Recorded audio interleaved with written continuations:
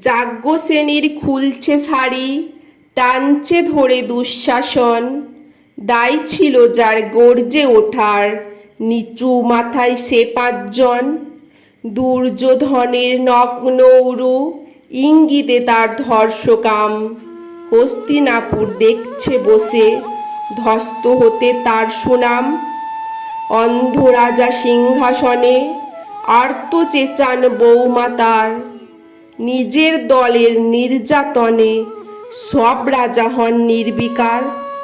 কর্ণ বসে হাসছে হাহা, রাজার দলের লোক তো সে। শর্তবিহীন সমর্থনেই তাবৎ আরাম সুখ বসে। ভীষ্ম দ্রোণ কৃপ নীরব, সরকারি লোক হাজার হোক। রাজার কোথায় তোমার কথা, তুমি যখন রাজার লোক। খল শকুনি দেখছে সবই, বস্তুত সে ধ্বংস চায়। ঘরের মাটি লাল হয়ে যাক দেশ বিভাগের যন্ত্রণায়। সুশীল সভায় ঘটছে যখন রাজ অপরাধ জঘন্য, ঠিক তখনই তার বিরোধে চেঁচিয়ে ওঠেন বিকর্ণ।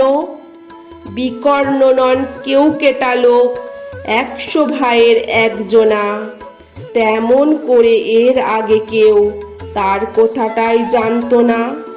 যতুগৃহে কারেন্নিরা অনন্ত তার নেই লেখা। ভীমকে যখন বিষ খাওয়ালো তখনও তার নেই দেখা।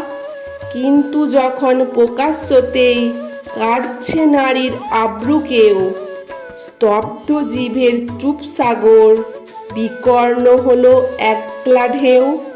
চেঁচিয়ে ওঠেন রাজার কুমার, যুবরাজের বিরুদ্ধেই। মহাবলী পাণ্ডবেরও তখন গলায় সে সুর নেই। রাজাও যখন নীরব থেকে সাই দিয়ে যায় ধর্ষণে, ঠিক তখনই সমস্ত যুগ বিকর্ণদের স্বর-শোনে। আমরা যারা কিচ্ছুটি নেই, একটি মোটে ফোটে কেবল, অত্যাচারের সামনে এলে সঙ্গী শুধু চোখের জল। পোষ্যভাবে জাবনা চেপায় অন্ধ এবং নিকর্ণ, প্রার্থনা থাক আমরা যেন একবার হই বিকর্ণ। মোরার আগে হতেই হবে রাজার সভায় বিকর্ণ। প্রার্থনা থাক আমরা যেন একবার হই বিকর্ণ। প্রার্থনা থাক আমরা যেন একবার হই বিকর্ণ।